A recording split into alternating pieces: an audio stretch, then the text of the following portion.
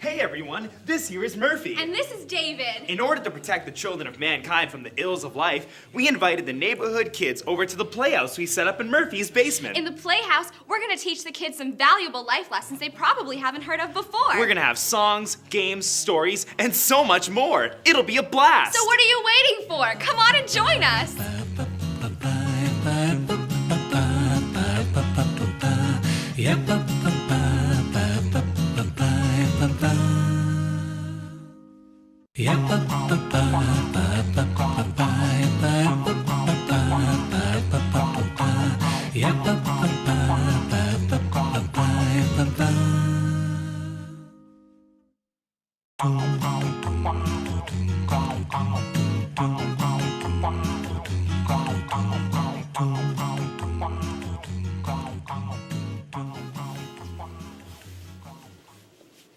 Hey, David. How's it going? I'm doing pretty well, Murphy. How are you kids today? Good. I'm doing great. Justin, don't start. Kids, today we're going to teach you all about friends. But we already know about friends. Okay, Vicky, why don't you tell me about friends then if you're so smart? Friends are people that you like. Okay, not even close. Now, let me and David do the teaching, okay? Kids, what makes a good friend? Someone who shares their things.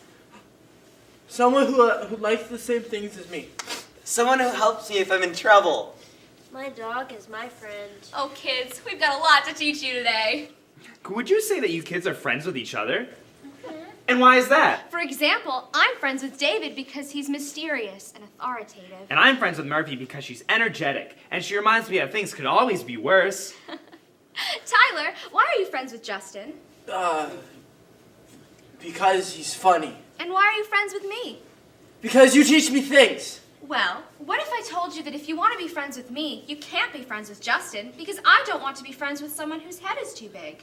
Or someone who makes a fool of himself all the time. Or someone with stupid glasses and a bad haircut. Oh, good one, David. Anyway, what would you say to that? I don't know. Well, that's why we're here. And we've brought a very special guest who can help us deliver our message in song. Follow me, kids.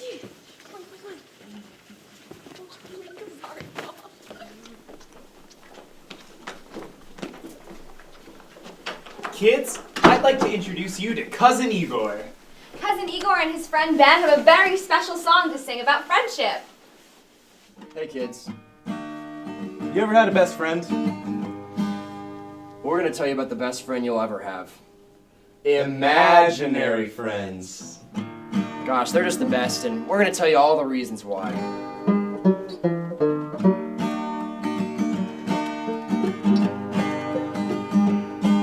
He's always by my side every single night, and he is there when I need a friend to hold me tight. He's there until the end, he's my imaginary friend.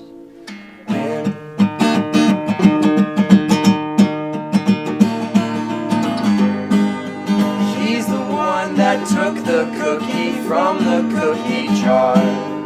He's the one that stole my mother's credit card.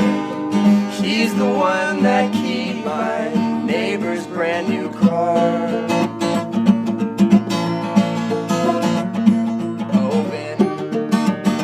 Imaginary friend, what a great friend, it's definitely him. He's the one that sacrificed a lamb in the backyard. He is why your brother is emotionally scarred. And he's the one that put a dead bird in my guitar. Open. And he's the one that keeps people locked up in my closet. He's the one who'll never tell the judge a thing about it. He's the reason why my brother wants to die. But Ben won't let him. Oh, Ben. Oh, Ben. Ever since that fateful day when I first met Ben, I hit my head on a swing and the world began to spin. Now we're best friends. never leaves my side. He's here to the end and the best of tonight. Oh, Ben, what a great friend. God, I love him. Yes, he's the one that nailed a dead cat to my door. He's the reason why my brother won't blink anymore. He's the one that foams at the mouth and rides on the floor. Oh, Ben. And he's the one that showed me how to plant bombs in the yard. He's the one that told me to put those bombs in my dad's car. He was the best speaker at my dad's funeral by far.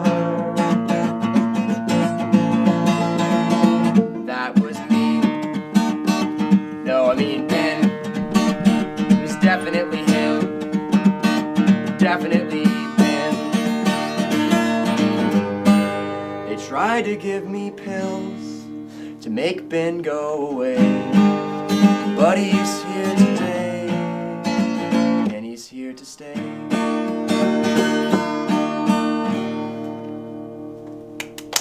Thanks, kids. Wow, kids, what a great song. Let's let Cousin Igor's message sink in while we hear a word from our sponsors.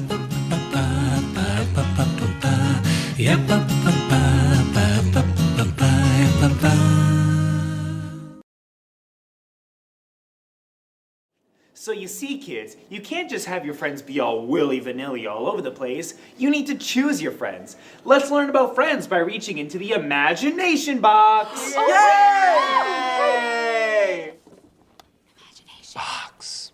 Let's play picture cards. Oh boy, I'm super excited. Come here, kids. Now, the game we're gonna play is called Good Friend or Bad Friend. Now, when I show you a card, you tell me if you think the kid would be a good friend or a bad friend. Yay! What do you think of this first card, kids? Good friend. That's right. He looks really cool. Plus, he's wearing expensive clothing. If you go to his house, he might have a pool or a trampoline or both. One day, he might own a car that he can drive you around in. Now, what about this one? Good friend! Are you kidding me? He looks like a loser. He probably has an annoying, whiny voice, too. If other kids see you're friends with a guy like this, they're gonna think you're a loser. And that's why he's a bad friend. You're always right, Murphy. Now, what do you kids think of this one? Good friend. That's right. It's always good to have a friend from another race or culture. That way no one can accuse you of being prejudiced. That's called tokenism, kids. Not too different, but not too similar. Oh, David, you're so good at explaining things. I know. All right, this is a tricky one, kids. Good friend or bad friend? Bad friend. Now, at first glance, it might seem like this is a bad friend, but he's actually a good friend. You see, kids, you never want to be the least attractive person in your friend group. Therefore, it's always good to have someone ugly like this dingus palling around to make you look better. Plus, he'll always share his things with you because he's locked in a constant battle for your affection. Oh, this is an easy one. Bad friend. You got it. Why? She's not pretty. She's dirty. That's right. Why do you think she'd be a bad friend, Justin? Because she's smelly. That's right. You can tell by the flies. But she's not as smelly as you, Justin. My mom said it could be a hormone imbalance. All right, kids, you did a great job. We sure learned a lot about friends, didn't we? Yeah. I think we picked out some great friends, Murphy. But what about the ones we didn't pick? What about them? Well, kids, the thing about friends is that some people are better off without them. It's better if they're all alone. Do you know what we call these people, kids? Well, we call them untouchables because nobody should touch them. Isn't that a fun word? It's a great word, David. They should call you an extra touchable. We've got a great story about untouchables, kids. Do you want to hear it? Yeah! All right, everyone. Follow me to the story sanctum.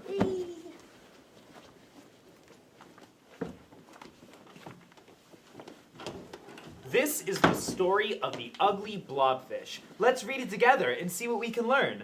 Once upon a time, there lived a mommy goldfish and a daddy goldfish. One day, they gave birth to a beautiful school of little babies. But one of their little fishies was just not quite right. In fact, she was a skinless, amorphous blob with visible bluish veins and a face not even her mother could love. In fact, her mother was horrified. Dad Goldfish made the official diagnosis. No, kids, not psoriasis, he said. Why, she's not a goldfish at all. She's a blobfish. They named their new daughter Betsy. Betsy Blobfish. Her pretty brothers and sisters were baffled by her existence. She was a deep-sea creature. They were domesticated fish bred in a Petco along the highway in Boynton Beach, Florida. Betsy knew right off the bat that she was different. Her siblings were mean to her. They called her Lumpy Lou, Fleshy Fran, and Repugnant. And her parents weren't so nice to her either. She was miserable. Truly, deeply, lonely, and miserable. Till one day, she realized something. If she opened her mouth big enough, she could probably swallow her family whole. She tried. It didn't work. It only made them dislike her more. Betsy Blobfish was so sad that she decided that she was going to escape her cage and fly her way to the bottom of the ocean, where bottom feeders like her truly belonged. So, she flopped out of the tank, landing on the cold, wet floor of the Boynton Beach Petco, promptly lost all ability to breathe outside of water, and died. But it wasn't all bad. All of her brothers and sisters made a Facebook page in her memory. They still wish her a happy birthday on her timeline every year. The end.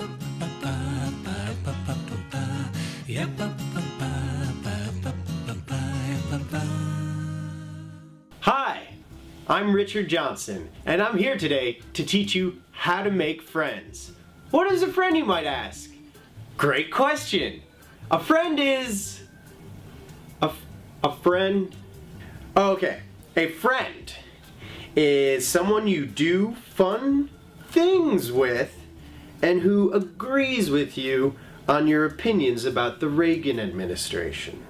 Alright, so now that we know what a friend is, I'm here to teach you in 4 easy steps how to make friends. Let's get started. Step 1 is initiating conversation. This can be quite difficult, but luckily I've come up with a few simple techniques to help you deal with this challenge.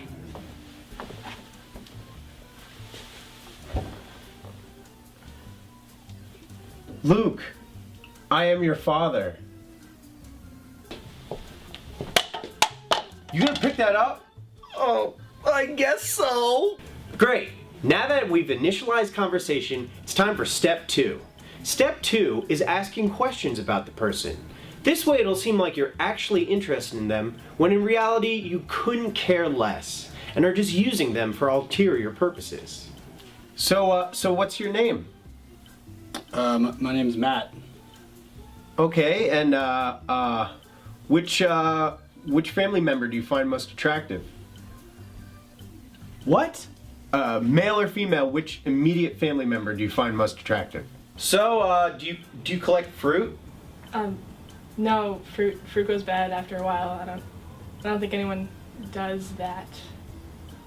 Okay, and now for the third and final step, creating plans to spend time in the future. This can be quite difficult, but is crucial in procuring a budding friendship. So would you want to go bowling sometime? Sure, yeah. Okay. Can I get your phone number? Okay. And can I get your blood type? B negative. B negative. More like B positive, right? Because being negative is it's a bad thing. I am literally so alone. That's a great shirt, by the way. Would you want to hang out sometime? Sure. Okay, cool. And just so you know, it doesn't have to be like a romantic thing. I mean, it can if you're into that. My last girlfriend cheated on me. That was 7 years ago, so it's not a whole lot of expectations to live up to. Here, hold on a second. This is my brother Paco. This is my girlfriend Jess. Okay, there you have it. 3 easy steps for making friends. All right, kids, now that we know a little more about friendship, let's put our knowledge to the test and play a fun game. For the sake of the game, we're going to pretend that you're all part of a moderately popular group of friends. But look out, because the Untouchables are coming to hang out with you. We can't have that now, can we? Your job is to find fun and creative ways to let these people know it's completely inappropriate for them to ride the coattails of your social success. But remember, not to be too obvious with your disdain. You don't want them to slander your reputation now, do you? This may be one of the only opportunities some of you will have with this kind of power, so cherish it while it lasts. First up, we have Gigi. You know, the girl that smells like fish and obviously gets her clothes from the clearance rack. You were nice to her in class, but she's taken that the wrong way and now thinks that she can sit with you. Hey guys, so what's up? Oh, guys, she's trying to initiate a conversation. We were just talking about our friend Denny. Yeah, you don't know him. Denny is hilarious. Oh my God, remember that time Denny got his finger stuck in the pencil sharpener? Yeah, he was freaking out. Good job, guys. You've effectively isolated Gigi from your conversation. With more references to things she can't relate to, she's bound to get discouraged and leave. But look out, because here comes Lloyd. Oh no, not that creepy loner who somehow found himself on the fringes of your social circle. You've been stringing him around for far too long. It's about time you let him go. Oh, I know. I made nice drawings of you guys. Thank you, Tyler. Oh, I love it. Wow, it's great. Uh-oh. Sorry, Lloyd. I was running out of paper, and so... No, it's fine. I understand. Great job, Tyler. Great job, Tyler. I hate Lloyd.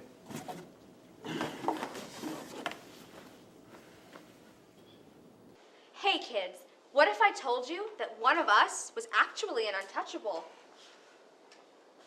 But how do we know which one it is? I'm sure we can figure it out if we put our minds together. I know. What if we talk about each person here, and then we'll figure out who the untouchable is? Let's start with Vicky. She has a really good sense of style. She smells good. She gets new shoes every month. So, do we think Vicky is the untouchable? No. That's right. Who's up next, Murphy? I think it's you, David. Okay, kids, lay it on me. He's confident. He's got great hips. He has a convertible, and sometimes he rolls the top down when he's driving us here. Plus, Murphy likes David, and I want to be friends with Murphy. Well, is David the untouchable? No. Great. How about Michelle? She rents out the movie theater for her birthday parties. Her mom always packs really good snacks, and if I'm friends with her, then she'll share them. She's friends with everyone on the softball team. So, is Michelle an untouchable? No. Let's do Murphy. Oh, go ahead. She has nice hair. She has a nice smile. She tells us what to think so that we don't have to. Yeah, she's a leader, not an untouchable. Tyler's turn. You just got a new puppy. He knows how to French braid hair. I can do cornrows too. He's gonna have a bar mitzvah in a few years, and I wanna go. I don't think Tyler's an untouchable. Now, who's left? Justin has clammy hands. He's really loud when he eats the cream out of snack cakes.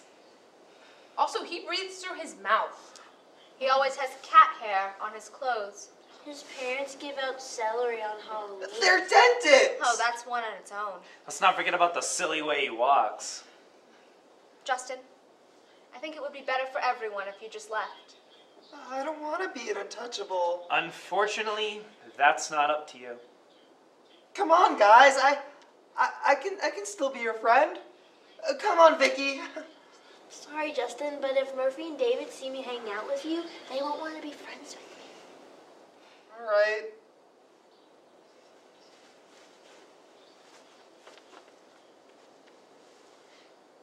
Hi, guys. So, kids, what did you all learn today? Let's start with Tyler. Who your friends are is more important than what they're like. Great. What about you, Michelle? A good friend makes you valuable. You got it. What did you learn today, Charlie?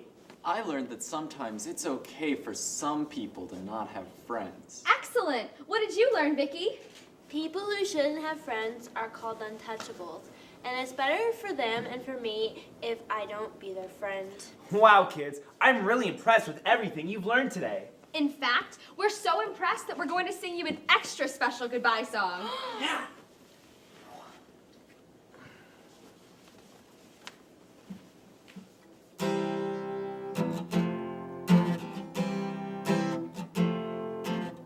Saying goodbye, something hard to do, but it's okay in the end.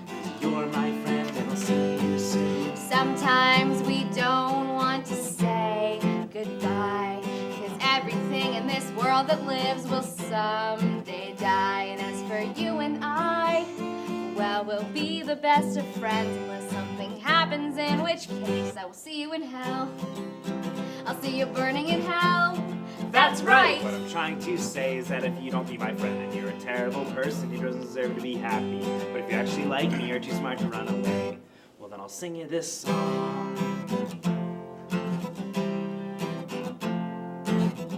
Saying hello is something fun to do. Friendship's about to start. It's like a work of art made for someone new. Sometimes we just want to say hello, but parents think that strangers are bad.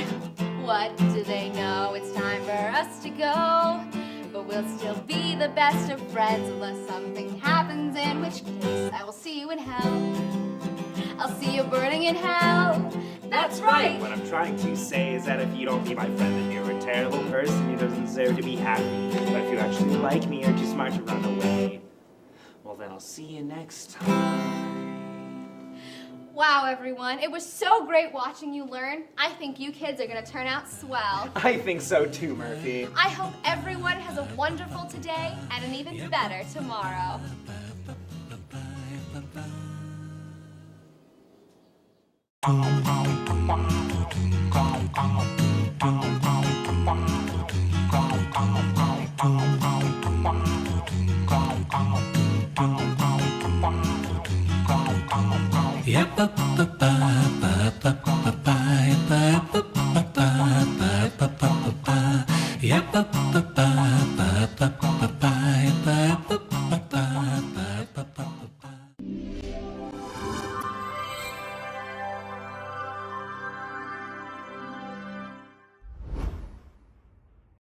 It's EIV for kids.